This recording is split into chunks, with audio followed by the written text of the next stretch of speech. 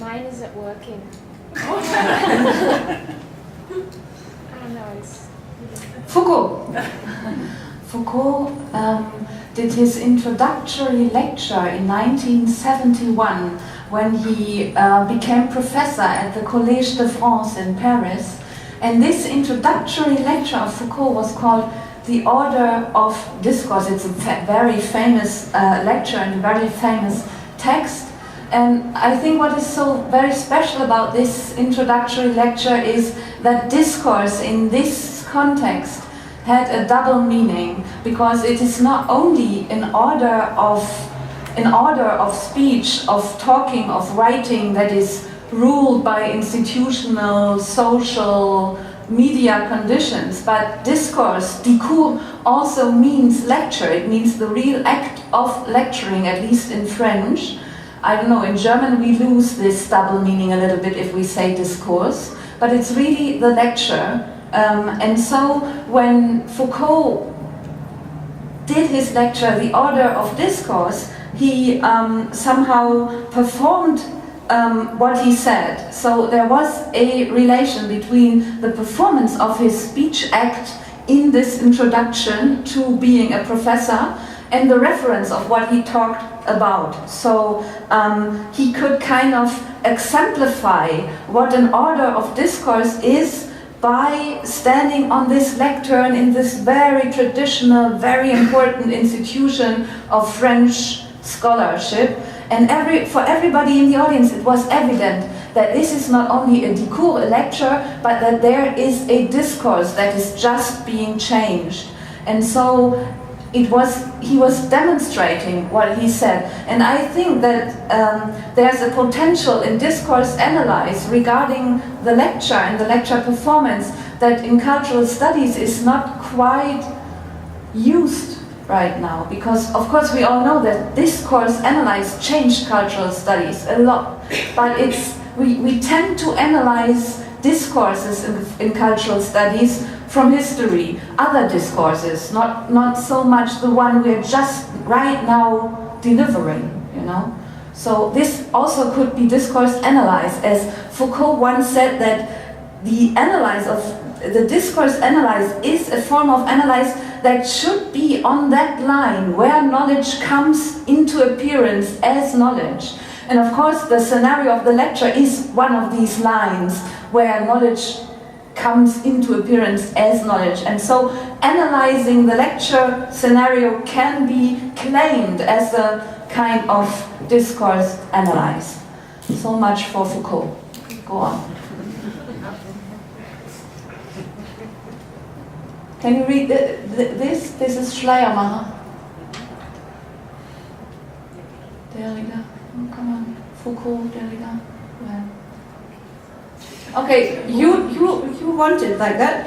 So Derrida. So this is really like a quartet of lectures, because in the time of structural and post-structural theory, there were quite a few famous lectures in which the lecturers talked about the lecture themselves. So we just had the one, 1971, I think it might have been the first one, when Foucault talked in his introductory lecture about the discours. And then, of course, Derrida did a few lectures on lecturing. A very important one is also Bourdieu, he's not on the list, with Leçon sur la leçon. Also introductory lecture at the Collège de France, so obviously somehow imitating Foucault. Well, but this is not Bourdieu, but Derrida, concentrate. So another one of this quartet is Goffman, Irving Goffman, he's in that list. I like his one best, but I don't know if you will choose it. So let's go to Derrida. Derrida did a few lectures where he referred back to the act of lecturing. And one of the first was in the 1981 or 80. It was called Titre à préciser. And this was a time when Derrida was still kind of establishing himself, and he was touring around the world, so he spent a lot of time in trains and planes, running from one conference to the next, and he never had enough time to prepare for each lecture. So, for example, he doesn't have enough time to come up with a proper title for this conference that happened to be in Germany and was called the Austreibung des Geistes aus den Geisteswissenschaften. And so he wasn't able to come up with a proper title for this one. And so in the program it was Titre à préciser, Titel noch zu bestimmen, title to be announced, right?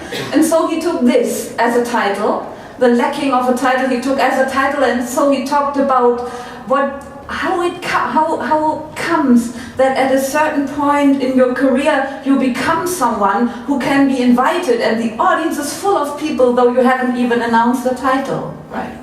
So it's about the authority of speaking in the lecture and what the title, as a title is part of the institution of the text. But more important, Derrida talked about the lecture in the late work of him, a lecture series about the unconditioned university, published in Die unbedingte Universität in German, I don't know the Danish name. In the unconditioned university, he speaks about the prophecy, which is the speech act that is very much at the center of academia. So what does the professor do? He professes. Okay, so this does only make sense in French, I think. But anyway, prophecy has to do something with confession. So the professor, to teach, always has to confess himself to speak in the name of science, of scholarship, of truth, of knowledge, of all these kinds of big things. And so Derrida argues that somehow the whole discourse of knowledge and of scholarship is linked to a different discourse, the one of belief, where you have to confess and to confess yourself to something, to be then taken as the subject of the speech act of scholarship, of truth, of knowledge, and so on. And he discusses also, referring back to Austin, if this is not something like a original break inside of knowledge, that to speak with authority in the system of knowledge you have to do a speech act that belongs to the system of belief. So, come on, something historic, please. Yes, was it already Fichte? Have you seen Fichte too? Hegel. Oh yeah, now it's Fichte, thank you so much.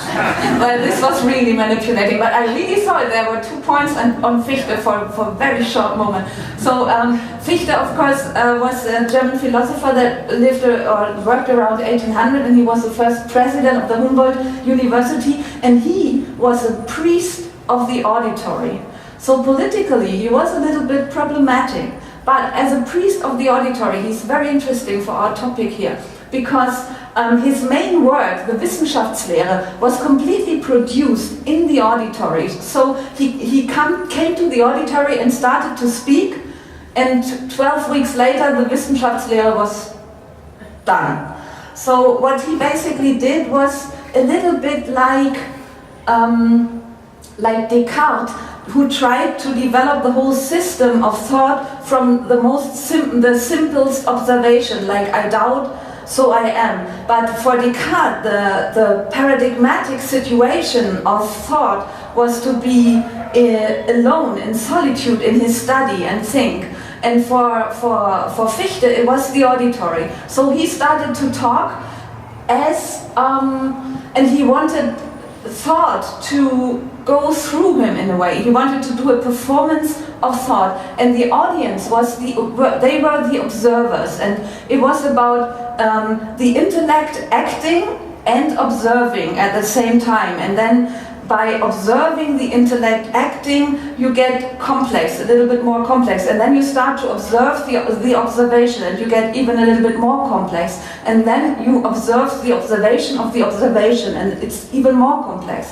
And like this, he built his system of Wissenschaftslehre in the auditory, and he called it the intellectual vision. That was very important for him, the intellektuelle Anschauung. And what is strange, if you read all these witnesses, all these documents where witnesses describe how they felt after they were in the lecture hall of Fichte, because all of them say that it was full of insights, but in the moment when they left the lecture hall, they couldn't reproduce it. So it wasn't really knowledge that stayed with them, but it was more the event of evidence that was somehow celebrated by Fichte in the audience. So you got out and nothing was left.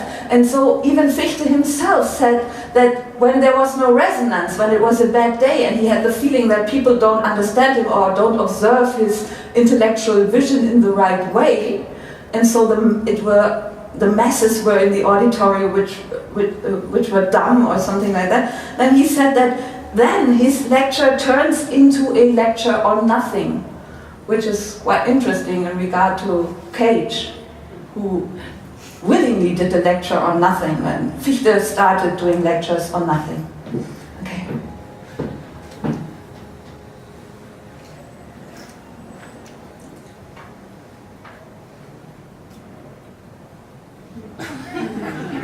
Yes, and now.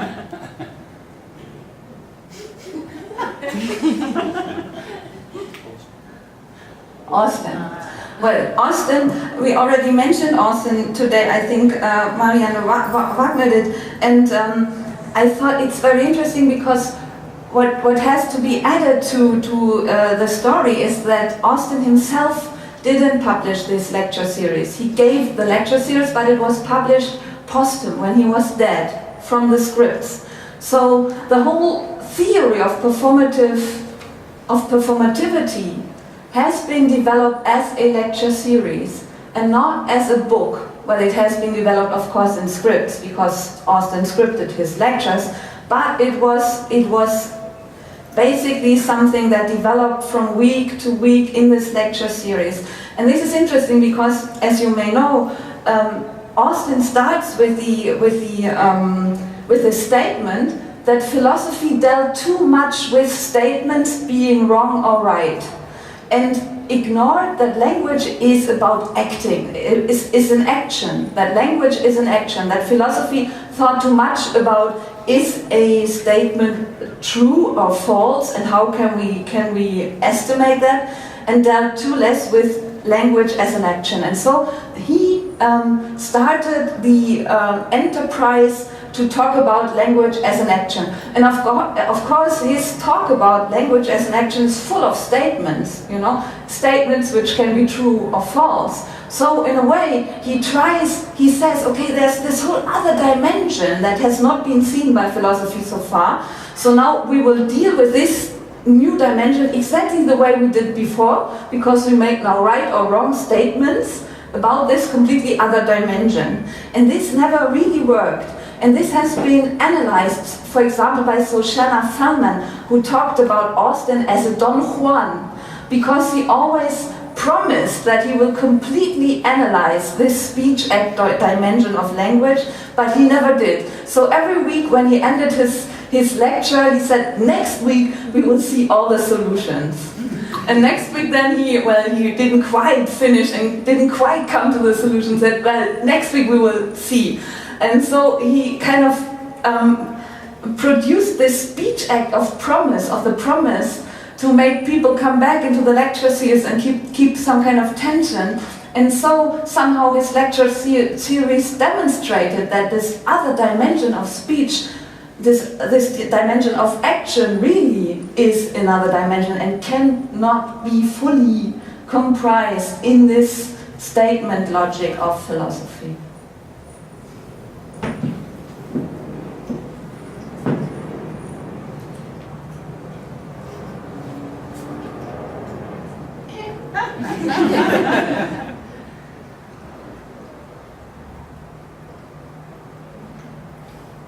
Hegel? Was it Hegel? Okay, Hegel is interesting because, I don't know if you have this in Denmark, but in Germany we have this very famous character called der zerstreute Professor, the diverted professor. You know what I'm talking about? The professor who is somehow so much lost in thought that he's not able to bring one of his sentences to an end. And obviously Hegel, as an old man, was the prototype of this kind of professor. So when we read, for example, the lecture series on aesthetics, which is one of his latest works, the sentences are very long, very complicated. They were too complicated for Hegel himself. He didn't end one of them. Who ended them was Hoto. He was listening to this lecture series and transcribed everything Hegel said, and he then made the sentences complete. And he edited the lecture series on aesthetics, this Hoto, and in this way, what we see here is a kind of collective knowledge production that was very important and very little discussed in the 19th century, because many of the professors were kind of trying to develop their thoughts while they were in the lecture hall. So, as with Fichte, this is what Hegel did too. And so, somehow, the more important they got, like the old Hegel, the more they expected that, well, the listeners will have to write it down. You know? So they kind of go into this risk that they open up to thought and make this performance, this stream of consciousness, and the listeners, they have to take it down. And so there are many important professors of the 19th century who at some point stopped to publish, because publishing was up to the listeners in the lecture hall. And this is also interesting when you read what students wrote in the 19th century, for example, about listening to the old Hegel or to other professors. They always describe their bodies, like how you can see the work of the mind in their bodies, because the diverted professor often has a tic, you know, like for example a twinkling of the eye or a kind of mistake in speaking. And this was fascinating for listeners, because in that time it was not about talking about performing perfect teaching, well, to be a perfect teacher. It was more about displaying the risk that you are kind of opening up to thought, and your whole body becomes a medium for thought. And so all this kind of being weird was part of the performance of being a priest of thought. Well, that's Hegel, man.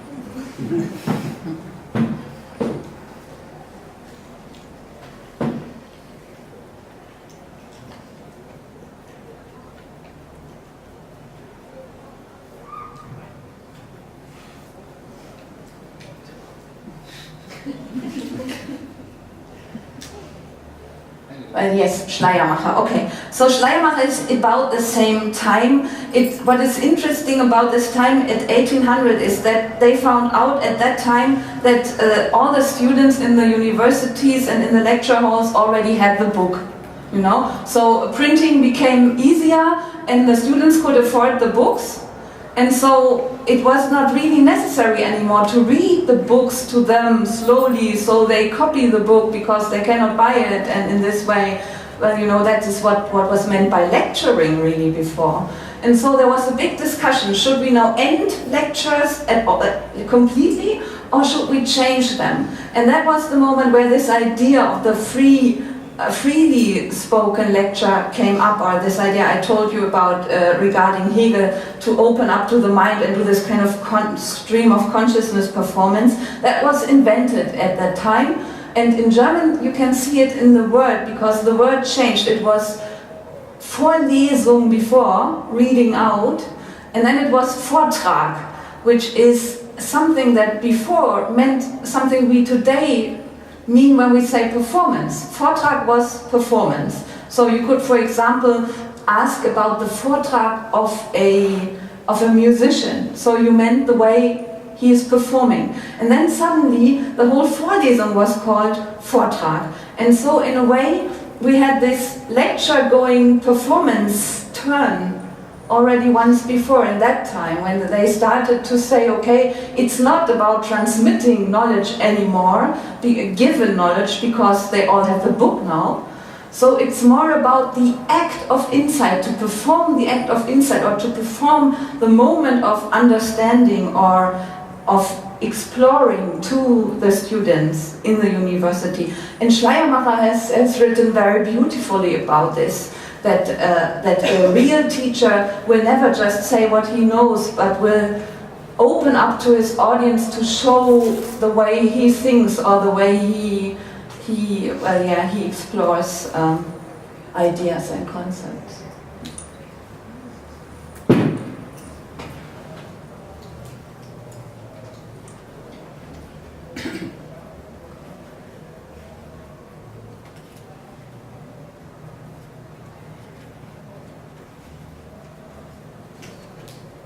Yeah, Humboldt, we can very shortly add that because it's the same story, different end. Because Humboldt had, in this time with Hegel and Schleiermacher all in the same city, he had to decide, in Wilhelm von Humboldt, I mean now, he had to decide if Berlin should go for a university or should go for an academy. And the difference was that in the academy there was research. There was only research, and then they would have another school for teaching.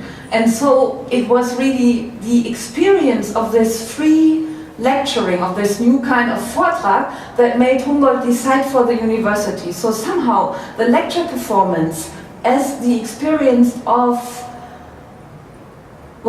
performing thought and being productive in this process. This experience is what is at the heart of the unity of research and teaching, so at the heart of the Humboldt University.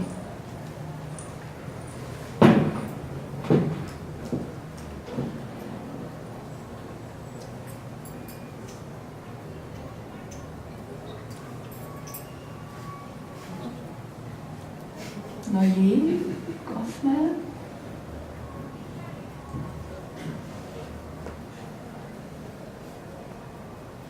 Okay, Cage. We already heard about Cage a little bit today. I think that Cage often is taken as the pioneer of lecture performance in the way we use this word today. And well, this is true, you know, because his statement that this is a lecture or nothing really changed everything, because it was the first lecture where the performative dimension of the lecture, the sound dimension, let's just stick with the word, the performative dimension of the lecture was from the very title, was meant to be dominant. So don't expect that this lecture will have any reference. Don't expect that it will be full of interesting statements. So this lecture is just a lecture. It's just something that's going to happen.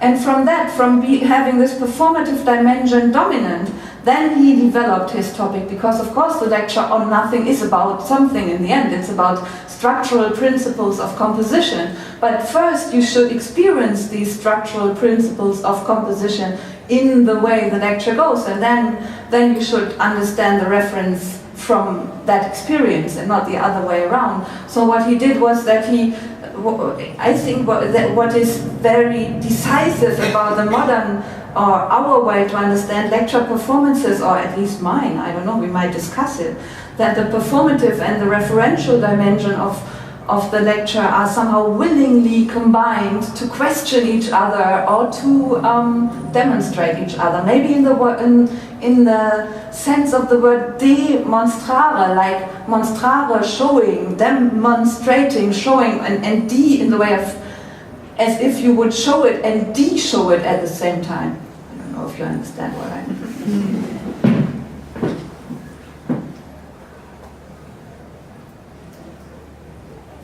Wölfflin. Wölfflin is a very important figure in the history of art history, of course. So around 1900 he was the high priest of art history in the Institut in Zurich.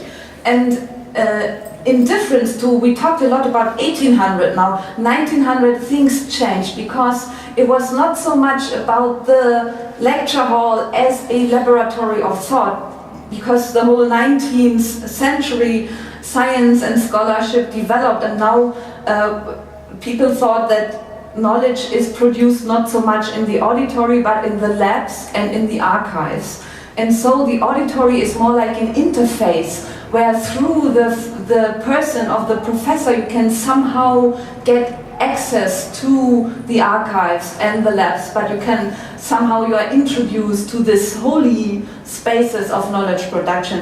And Wölfflin was a very important figure of this paradigm, and this could also be seen in the architecture of his lecture hall, because he had a kind of secret door that was there was wallpaper on that door, so you couldn't see it right that way. And this door went directly from the auditory into the Diathek, so the archive where the projector slides were stored.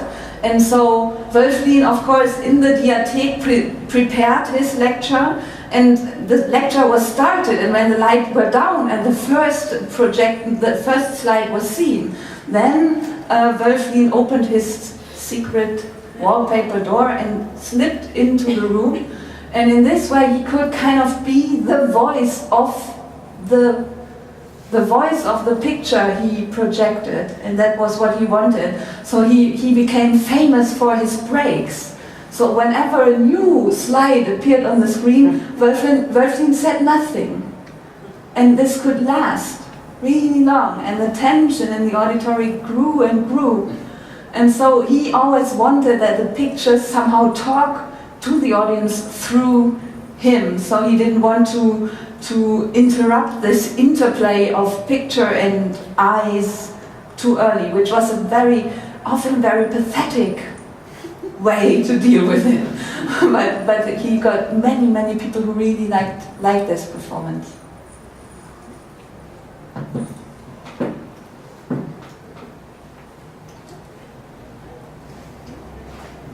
Pausch, Randy Pausch, oder Noyer?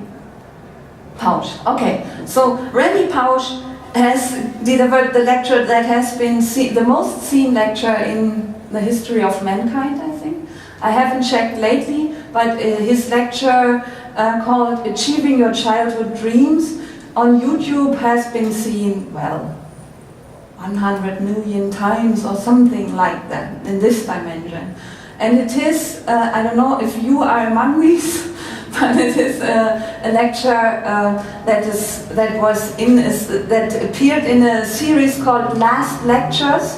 For example, where professors were kind of invited to imagine what would you like to say in your last lecture, so they wouldn't have to cling to their discipline or whatever. They could freely decide what to say in their last lecture. And so then it turned out that Randy Pausch's last lecture really was kind of his last lecture, because he was very ill from cancer, and he then decided to talk in his last lecture about how he was able to achieve his childhood dreams. So in a way he made an example of his own life as a very good life he had. And this is the lecture that has been seen most of all lectures in the world. So why is this so? Of course it's because of the web, because it's an online lecture, this is possible. But then you can also see how the online lecture frame, or the fact that we now often see lectures online, changes the whole format, because normally a lecture, of course, is about being present in a room where there's nothing much, there's only the screen, you, me, nothing much. So it's about taking your focus of attention. I take your focus of attention and I throw it somewhere else, like into the other auditory where Randy Pausch talks, or into the auditory of Wölfflin, so I try to draw your attention and put it somewhere else. And if we see a lecture on screen, this doesn't work, because first we have to focus and imagine to be in this other room we see displayed in this little window. And so this is very difficult to focus our attention to be in this little window, and so it doesn't work anymore that they then take your attention and put it somewhere else again. So this is why online lectures usually don't work, but they work if they give you an example, or if they give you a reason why you, for heaven's sake, should look at this person for all this time. Because of course that's what you do in an online lecture, you focus on one person in a little screen for a long time. And if this person then talks about something completely different, it doesn't really make sense to look at this person all the time. But if this person talks about his own life, and it's his last lecture, of course then you have a reason to watch this man. delivering this lecture. And this is why the online lecture makes lectures more personal, makes them more self-exemplary as they have been before. Of course, you had personal lectures before, but it's becoming a hegemonial model that you have to talk about yourself in lectures, and lecture performances, of course, are a part. Thank you very much.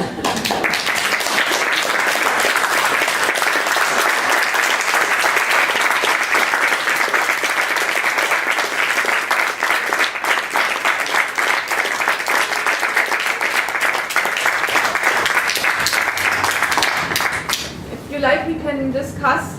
If you like, we can have a break and discuss in the break. Any questions now?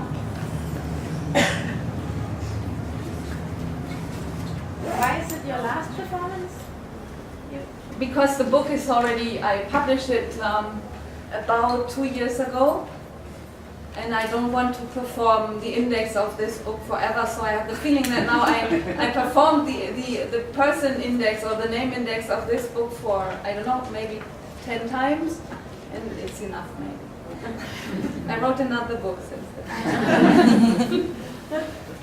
This is strictly about the form, the two choices you have made about first showing the papers, so we read your introduction, so you start to talk later, speak later.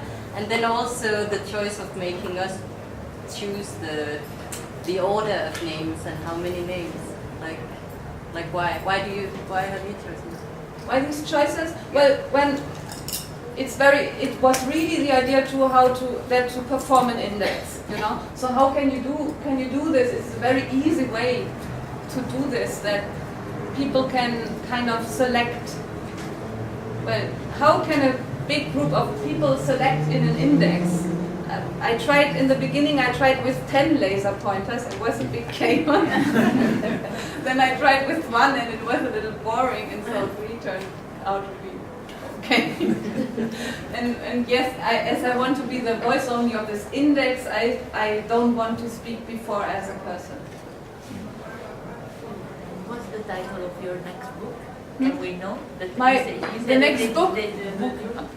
It's everybody's research. It's about how research can be done, how we can develop setups of research that potentially enable the participation of everybody and not only academics or artists.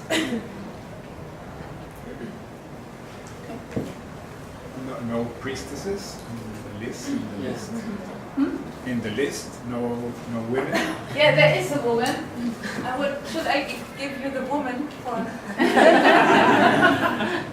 She's my favorite, because this is Exa White-Sprague, and she is the first woman who entered, or who pirated in a way the lectern, because she lived in the 1860s in the US, and this of course was a time when church forbid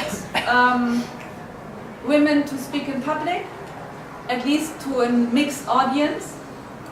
So it's difficult to realize that, but we have to realize that from time to time. I think that 150 years ago there were no women in talking to mixed audiences, because it wasn't thought of to be right.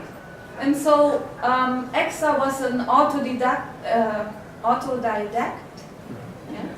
She was ill of rheuma, and so she had to be in bed for 7 years. And 7 years she read books. And after 7 years reading books, she had the feeling that ghosts from the books wanted to speak through her. So she entered a lectern in an assembly and said, well, I know I shouldn't talk here, but you know there are a few dead men who want to talk through me, so I'm sorry, I have to talk now. And so she became a trance speaker. So she fell into a kind of trance, and then the dead men talked through her. And this is how the first woman gave philosophical lectures to a mixed audience.